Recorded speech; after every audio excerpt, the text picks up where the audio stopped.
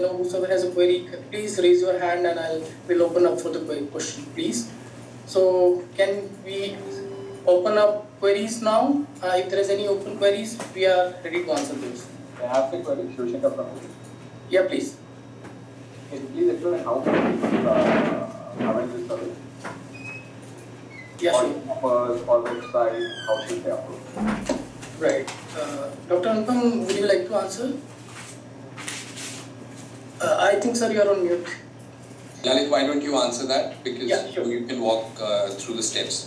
Right. So we have created a landing page. There is a link wherein a patient can, a potential patient can visit. They would find all the details about how the complete process works.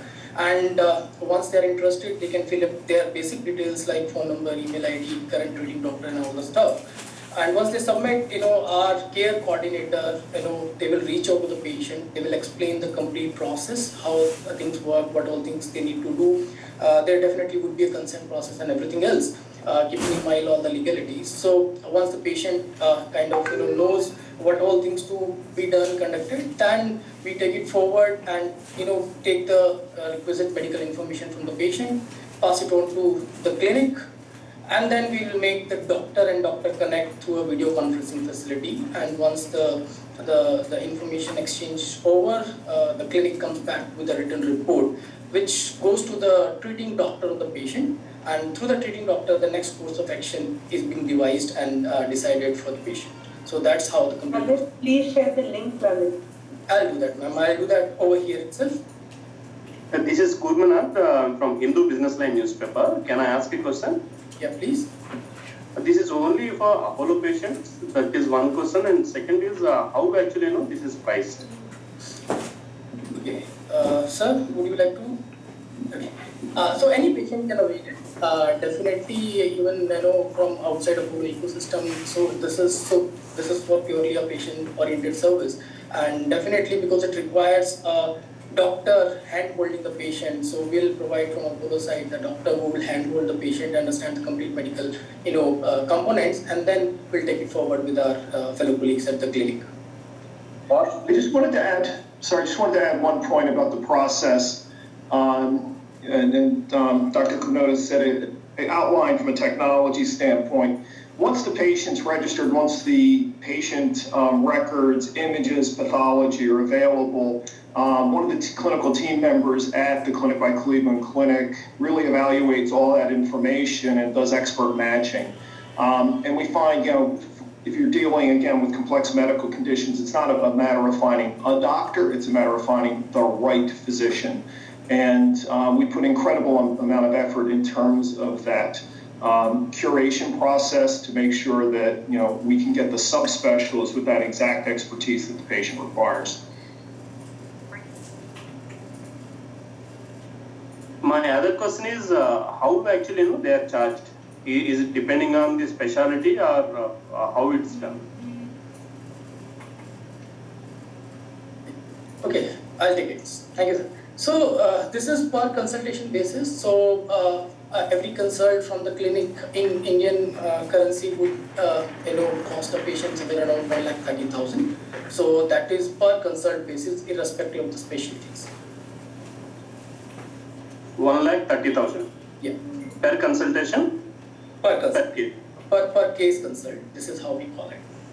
And I would like to add that this should not be viewed as a single consult. This will be a panel of doctors. There would be, a system and a process behind.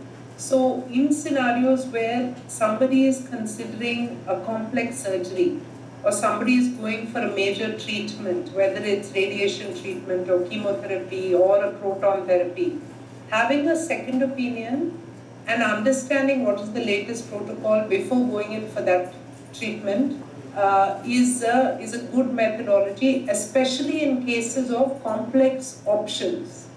If people are considering an LVAD, a heart transplant versus something else, the Cleveland Clinic would be the most ideal institution globally to guide the patient from a second opinion perspective on what is likely to give the patient the best possible outcome. Thanks, if I might request,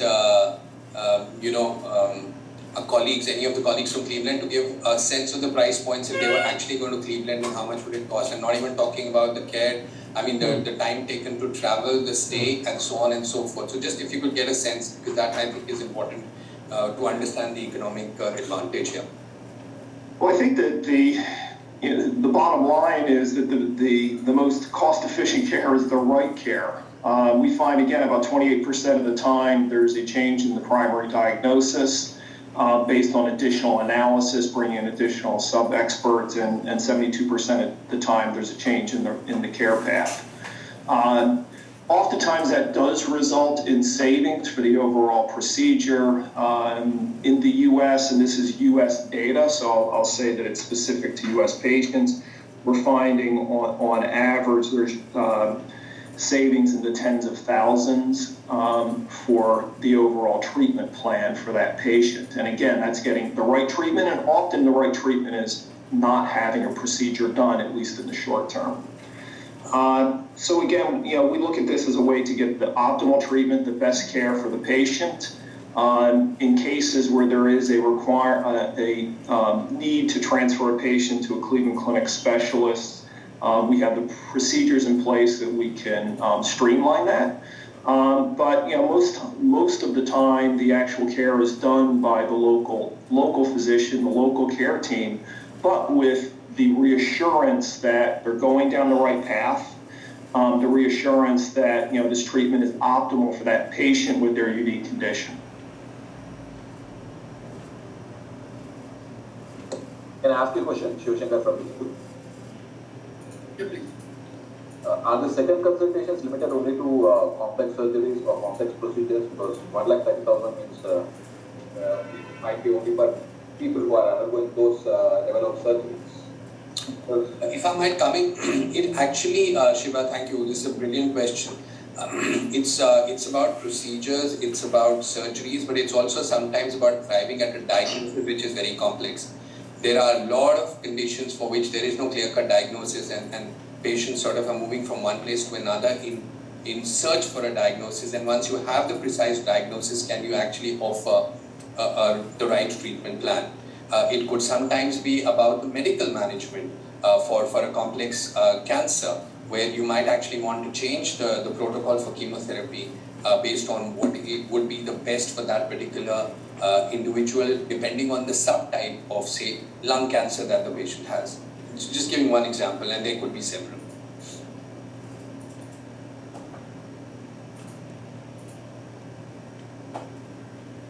This is an additional example. This is an emerging field, but if you look at long COVID as an area where it's not necessarily a surgical procedure or surgical outcome, but the complexity of that, we're finding that there are patients looking for that second opinion around the diagnosis, as well as the approach forward to manage long COVID symptoms and the impact that has on that individual.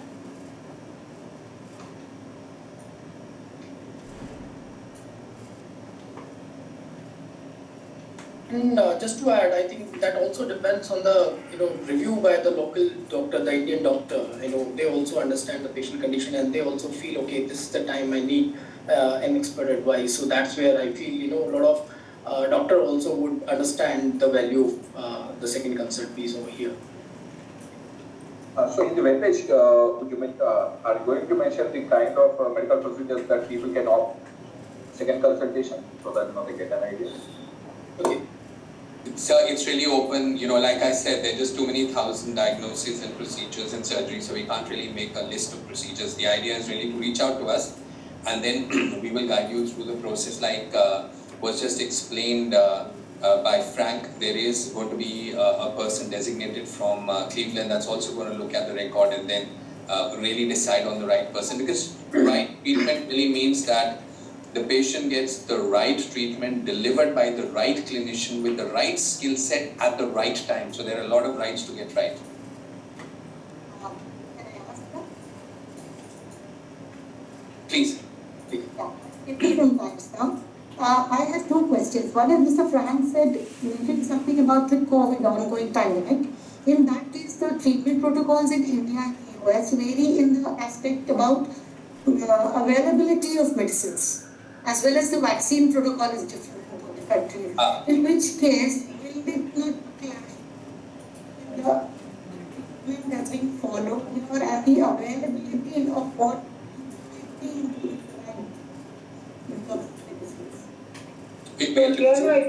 I think that's a very good question once again. And that is where the power of being connected to an Apollo hospital. So Apollo would have the anchor doctor, would understand the current history of the patient, will know the local environment, will understand what type of variants are happening in the country. And this would then be a conversation between two experts to derive at the most appropriate care plan for that individual patient. So people, would have the option of going directly, but this is conceived as the best of both worlds type option, which will validate what's happening in the country. So your question was very insightful. Actually, I come from I'm sorry, your audio is not clear.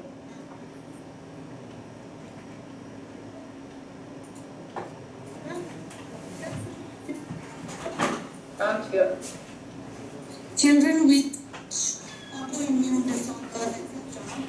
And in that case, if we have concern, and we able to Apollo will be able to provide the treatment all as medicines. Is that what you are? Can only partly hear you, but if I were to get the gist of what you're saying is that you're talking about complex autoimmune disorders in children. So as was mentioned, there is a huge network of clinicians across Cleveland. We also have 8,000 clinicians at Apollo, including subspecialists and super specialists in any specialty, who are very aware of what is available. And depending on what the consensus is, the treatment plan will be made. Sometimes there might be a suggestion of a drug which has just about become available, and then one would have to go and look at the availability in India, whether it's part of a clinical trial or not, because sometimes these drugs are part of only clinical trials even in the United States. So your questions are very important, very specific. It's really hard to answer without really knowing the condition and what the treatment plan is. But you're absolutely right. The idea is really to be able to provide what is cutting edge in terms of therapy. One last thing. Can't hear. Your audio, I'm afraid your audio, it's really difficult to hear. Who I give my those May I suggest that you type your question in the chat box, and we will be happy to come back and Yes, answer ma'am. you. Yes. Okay. Yes, Thank ma'am. you. Thanks. Yes. Esteemed panel, there is a question from the Ken publication. The question is, will this second opinion be covered under existing insurance plan, or will it be an out-of-pocket expense for the patient? Anthony, really understands the space, really, if you want to perhaps answer that one. Yes, thank you. So this is a subject of discussion which we are in the process of initiating with insurance companies. We do hope that insurance companies will see value in this and add it as a feature in terms of their health insurance products. So there is a possibility going forward that this will be part of the health insurance product. That's something which we are planning to have discussions with various insurance companies. And just to add to that, the second opinion via video consult is covered in many policies in many parts of the world.